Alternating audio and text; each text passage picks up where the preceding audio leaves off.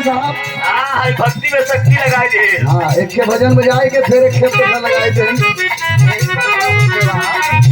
हाँ बड़ा जोर से घड़ी चलत आएगी। कौनो लड़की के शादी बड़ा ढेर उम्र के लड़का से हो गए। मास्टर अच्छा दी बताओ मेरे दोस्त केकर बा गुआ का भैया हुआ कहा ओके तो कम से कम हर काम देख के करके चाहिए। लेकिन आजकल भैया अगर केहू को सर्विस लगत हो केहू को नौकरी लगी जाता तो आदमी भले 40 साल का हो लेकिन लड़की 20 साल का चाहे उसकी। और यह होता समाज में भी देखने को मिल रहा है। लेकिन वहां तक तो ठीक है कि कोनो चीज की कमी ना रही रुपया पैसा का, लेकिन अगवा का जीवन कैसे चली वो कैसे संतुलन बनेगा। देख रहे हैं गीत बा